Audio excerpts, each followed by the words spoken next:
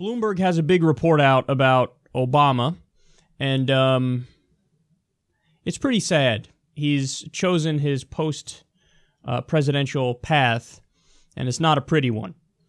So here's the title: Obama goes from White House to Wall Street in less than 1 year. Hillary Clinton says she made a mistake when she gave speeches on Wall Street after leaving government, taking money from banks. She writes in her new memoir, created the impression she was in their pocket. Her old boss doesn't seem to share her concern. Last month, just before her book, What Happened, was published, Barack Obama spoke in New York to clients of Northern Trust Corp. For about $400,000, a person familiar with his appearance said. Last week, he reminisced about the White House for Carlyle Group, one of the world's biggest private equity firms, according to two people who were there. Next week, he'll give a keynote speech at the investment bank Cantor Fitzgerald, LP's healthcare conference. Obama is coming to Wall Street less than a year after leaving the White House, following a path that's well-trod and well-paid. While he can't run for president, he continues to be an influential voice in a party torn between celebrating and vilifying corporate power. His new work with banks might suggest which side of the debate he'll be on and disappoint anyone expecting him to avoid a trap that snared Clinton. Or as some of his executive friends see it, he's just a private citizen giving a few paid speeches to other successful people while writing his next book. Quote, he was the president of the entire United States. Financial services are under that umbrella, said former UBS Group AG executive Robert Wolf, an early supporter who joined the Obama Foundation board this year. He doesn't look at Wall Street like, oh, these are individuals who don't want the best for the country. He doesn't stereotype. Oh, please. So this is a, big shot executive guy saying, oh, come on. Are you bigoted against Wall Streeters? Are you stereotyping them? Are you saying they're bad?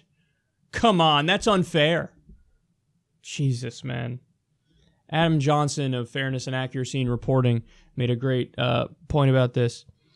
He showed how this has been used various times in areas where it makes no sense. So another one was there was an accusation that George W. Bush is the victim of stereotyping. There was some article about how his paintings are beautiful and he's suffering from the stereotype that he was like, a war criminal or a bad president or whatever. Can we please get by the stereotyping of George W. Bush? So take these massively powerful people or groups of people and treat them like they're some sort of oppressed minority, which is just fucking hilarious.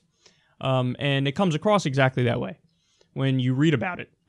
So why is Obama doing this? Why is he all of a sudden saying, well, yeah, let me go sell out to Wall Street? Well, there's many answers to that question, but for probably the clearest answer, let's go to the International Business Times. Obama helped Carlyle Group weaken environmental regulations to help oil refineries. Now he gets Carlyle's speaking gig. See, this is how politics in the United States of America works. This is how it works. Follow the money, and you'll always get your answer. Obama bailed out Wall Street. You do know that, right? So think about what happened. You had this epic crash, this great recession, this subprime mortgage crisis. And the federal government ran in and said, we're going to save you. That's what we're going to do. We're going to use taxpayer money from the middle class, and we're going to make sure you're okay. And they gave them these bailouts with no strings attached. So in other words, there was the big scandal about how, oh my goodness, they're taking the bailout money and they're giving bonuses to the CEOs who made the decisions that ended up bankrupting these companies in the first place. Think about that. Complete and utter failures at their jobs, but they get bonuses. If you fail at your job, do you get a bonus? Not only do you not get a bonus, you get fired. And then they had the nerve to say, well, we have to pay them the bonuses because this is how we retain the talent. Retain the talent? They just proved that they suck at their jobs because they bankrupted the companies. They cared more about the short-term profitability than the long-term viability of not just their own company, but the entire global economy. So Obama was there to bail them out. No strings attached, didn't put Glass-Steagall back in place, did weak-ass Dodd-Frank, which, by the way, is not, horrendous, because some of the provisions in there are necessary, but most of it is stuff where there's giant loopholes that the bankers went right back to doing what they were doing beforehand. So Obama scratched their backs, and now they're scratching his back. And this is how it works. When you're in government, you do favors for them, and then you get out, and they look out for you. Now, if Obama was strictly punitive and did to Wall Street what they had coming to them, then what would happen? Would they be giving him, $400,000 per speech? Would they be paying him a tremendous amount of money to say a few words, to do an hour's worth of work? No, they wouldn't. They'd hate him. But he kept the system going. He kept the status quo in place. And as a result of that, now he's getting paid. So, and this is why people are so frustrated. Because, you had a guy like Obama who kind of painted himself and portrayed himself as, no, I'm going to change this system. We're not going to play the same old politics. I'm going to change the system. And many people interpreted that as, okay, well, he's going to do some sort of campaign finance reform and stop the corrupting influence of big money on our politicians. And he didn't do that. That's not to say he did no good things. Of course he did some good things. But he didn't fundamentally change the way the system operates. And this is neoliberalism and corporatism 101. Do a few tweaks here and there that try to appease the base, and then everything else, keep the status quo in place and, bow to your big money donors. And that's exactly what Obama did. And now you're seeing just clear examples of it.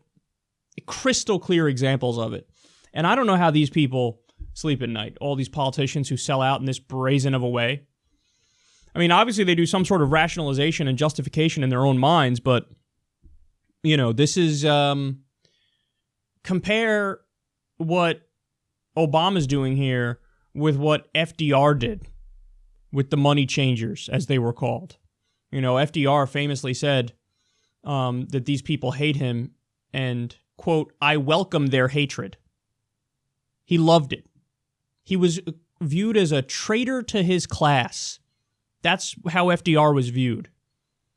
He taxed them. He cracked down on them. He did the New Deal. He did redistribution of wealth and said, guess what, bitch? I'm doing redistribution of wealth. You could try to tar me with that, but I say, yeah, that's what I'm doing. Because we have a preposterous amount of income inequality and we have to fix it. And what does Obama do? Yeah, okay, do some tweaks. Here's Dodd-Frank. Goes 10% as far as it should. Don't bring back Glass-Steagall. Bail out the bankers. Raise taxes on people that make over $400,000 like 3 percentage points. Wow. Aren't I such a progressive hero? Anyway, Carlyle Group, give me $400,000. And again, specifically in this instance, like I just told you, Obama helped Carlyle Group weaken environmental regulations to help oil refineries, and now they're paying him. So this is how politics in America works, and this is why we have to get money out of the system. That's what we have to do. There's various groups working on this, and I support any and all avenues to get money out of the political system. You want to do represent.us at a more local and state level, by all means, I support them. You want to do move to amend, you want to do Wolfpack, support 100%. Because the idea is we get the money out of the system and we do clean elections. And it's not some sort of pie-in-the-sky theoretical idea that can never happen in reality. Every time somebody makes that point, again, you need to go back in your own mind to, that's what people said about women getting the right to vote. That's what people said about ending segregation. It'll never happen. Well, it was the right thing, and people fought hard enough, and then they got it. This is the right thing, and now people need to fight hard enough, and we'll get it. and of course Justice Democrats across the board, our candidates support getting money out of politics. We need to have clean elections, man. That's the only way that you're going to get politicians to represent the people in what's supposed to be a representative democracy. But when you have big money corrupting the system, even politicians who are otherwise well-intentioned, they're going to end up bending to the will of powerful interests, because that's just the nature of the system. And the only people who are going to succeed in that system are people who are willing to play ball. And Obama was somebody who was willing to play ball, and this further proves it.